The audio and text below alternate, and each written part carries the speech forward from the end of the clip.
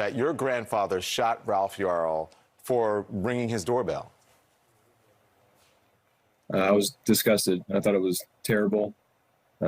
Myself and my family stand with Ralph Yarl and seeking justice. This is a horrible tragedy. It never should have happened. This country happens over and over again where people get away with killing unarmed, innocent Black people, and I would have had the same energy for any other case like I've had over and over again in this country, like I said. But Salute, family. Tank Commander Zulu back at you once again, and the Real Man Movement, supporting real woman wisdom. And today, I'm going to be talking about the recent events that have taken place in the last 2 weeks here in the Kansas City, Missouri area concerning Ralph Yarl, 16-year-old Kansas City, Missouri resident, who was shot by Andrew Lester, 84-year-old Kansas City, Missouri resident. The difference is that we're dealing with another black and white situation, y'all, and we need to talk about it here today. But we also want to interject the humanity piece. And the humanity piece would be the third character in this particular story. His name is James Lynch. I salute James Lynch. James Lynch was the one who actually came to the aid of Ralph Yarl. He was the one who answered the door in the neighborhood where other neighbors would not answer the door, where no one else would come to the rescue of this young man. It's not that he's a Black man or white or any other nationality. He's a human being. And humanity is what we're all about here at Tank Commander Zulu and the Real Man Movement, supporting real woman wisdom. The way the story unfolds, and it's a national story, and many of you may have heard of it. The reason why I'm so activated about this particular story is because I do live in the same area where this took place. I'm not very far from exactly where the incident took place. I do understand the community that I live in this particular community. And the truth about the situation that there is a lot of fear going on concerning race. There's a lot of people who have given up on humanity, who has given up on trying to live a pluralistic existence the way God intended it to be. They've moved into their own little shells, and they've moved into their own little places of occupancy, and they have their own rules and guidelines within. And I believe that's exactly what Andrew Tate, Lester, the assailant, who did shoot Ralph Yarl. Now, here's another thing that's interesting about this story. Being I live in this area, and many people reporting on this story do not live in this area and do not understand what goes on. The number one thing is this. The first thing that was reported in the news, and this is all what has been reported publicly, this is where this information comes from, is that this young man was going to pick up his twin brothers, little brothers. This is a 16-year-old big brother. If any of you have ever been a big brother, these are things that you do for your mother. We don't need to know, or for your parents. You be a big brother. This all Ralph Yarl was doing, was being a big brother. Now here's where the confusion comes in. And this should be something that the resident, the owner of the residency, or the place, the house, should already know, is that the street that he lives on is a street and a terrace, meaning that those are two different locations. But now if a piece of mail comes to your house and you live on the terrace and not on the street, well, sometimes, that'll get mixed up. So what's being reported is that Ralph Yarl, this is the one who was shot. And thank God that the young man is still alive. This is what Ralph Yarl was doing, to go pick up his brothers. And instead of going to to the terrace or the street, he went to the wrong one. He had the right address, but he had either terrace or street. Those are two different locations. So he finds himself going to pick up his brothers and his younger brothers. He's 16 himself, and knocking on the door of someone who's so paranoid, who's so afraid now because of what the news has been feeding them. You see, it's a time where what we call news here in America is garbage. It only fuels hate. It only fuels racism. It only fuels division. You see, this is exactly what Andrew Lester spent the majority of his days consuming. Nonsense that causes division. Here at the Real Man Movement, we move past the nonsense. We get right down to the meats and potatoes of reality. I believe Andrew Lester was a frightened old man who held on to old understandings concerning race, who truly had a belief in him that because he is of a certain ethnic group, that he has the right to exercise things aggressively as he sees fit. Well, of course, what happens is that this young man knocks on the door and has the wrong street. He has the right address, but the wrong street, because there is a street and a terrace that hold the same address. The only difference is one is street and one is terrace. That's commonly.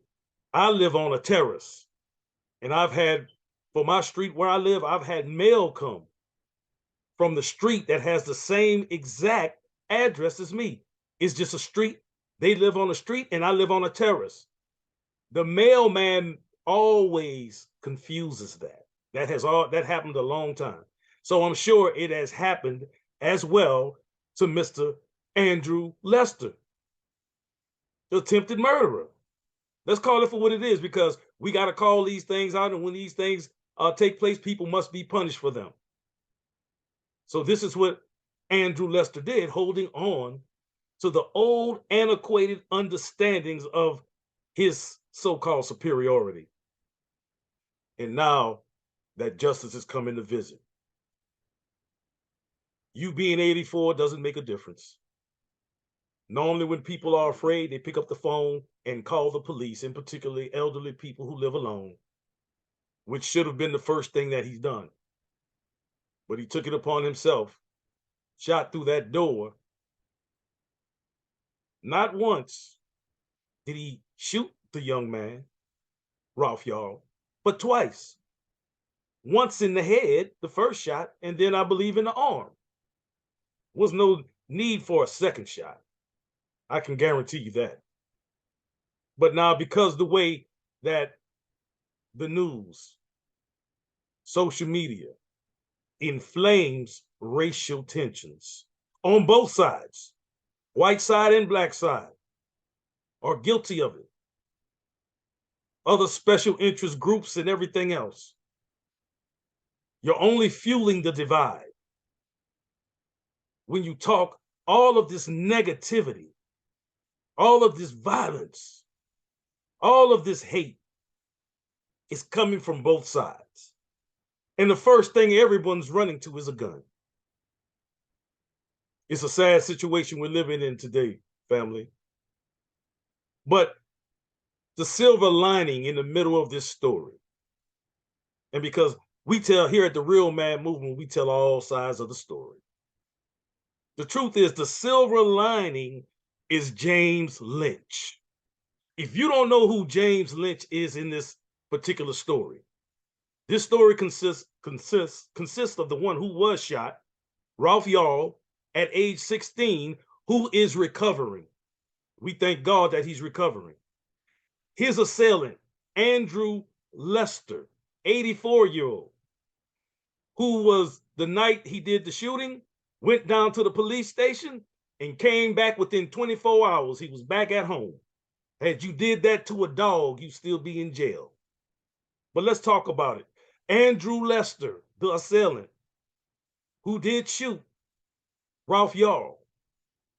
And the silver lining of the story is the Good Samaritan, James Lynch. I got to go back and salute Brother James Lynch again. I thank you, brother, because you had enough man inside of you. You weren't afraid. You went out there to see who needed help when you heard the cries for help coming. See, today we live in a society full of scared people. It took James Lynch to come out there and have the strength, the psychological strength, and the right kind of masculinity to go and take care of the situation. He rendered aid to Ralph Yarl. He got him to the hospital. And he is the reason. There is no other excuse about saying these things or not saying it, but James Lynch is the reason that Ralph Yarl is alive today. He took the position of the Good Samaritan. In the story concerning Ralph Yarl and Andrew Lester, after he was shot, he tried to run off and knock on some other doors for help. You know how many people turned him down? He was turned down, crying and dying. Because this is where I want to drive this home. He was dying. He wasn't crying for help. He was dying for help. And no one would answer the door because you're so scary. You don't have no guard in you, so you're scared of everything. And the first thing you run to is your gun. And you assail an innocent young man who was only knocking on your door, if he even knocked on the door. He was only looking for his younger siblings. He was only being a big brother. But thank God for the Good Samaritan, James Lynch. You see, people like James Lynch give me hope in the society that we live in today. Hope for all people. Because he didn't care that it was a black man who needed help. He helped him. I wouldn't care if it's a white man, black man, red man, whatever. And they needed help and I was there to help. I would help. I've had people knock on my door asking for help. But instead of locking and bolting yourself in because you're so fearful, if you have a connection and a relationship with God, then you don't need to be fearful. You need to live wisely and courageously.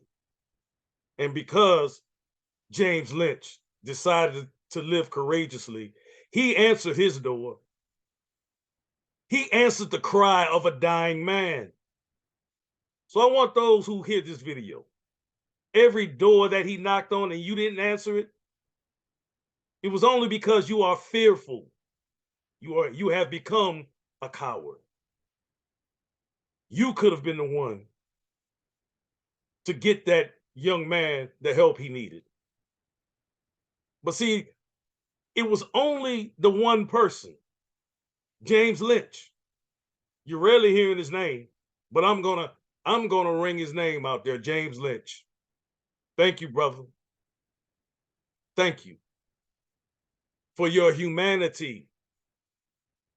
Not for your race, but that you love people enough. There's some people hear a dog out there barking and they go in your yard and try to save the dog and he ain't doing nothing but barking. But you will not, when a dying person knocking on your door, been shot by one of your neighbors, crying for help, you won't get involved with that. Lock your door, run away. Act like you didn't hear it. Once again, thanks to James Lynch. Because what James Lynch did is what God expects us to do. See, we're living in a society where nobody wants God no more. They don't want to have nothing to do with God. All they want is what they have right now in front of them. And that's fine. You're getting exactly what you asked for. A chaotic society. People not able to trust one another. All of this goes against the order that we should be living by here in America. We live strong. We don't listen, masculinity, and I'm wearing the shirt. Shout out to masculinity clothing. Masculinity is still needed here. I often say, who's going to answer the door in a relationship at 3 o'clock in the morning if somebody knocking, the man or the woman? But if you got men who are absent, men who are just as scared as the females, when that door gets knocked on, nobody's going to answer it because you have become a society of cowards. Here at the Real Man Movement, we are restoring masculinity.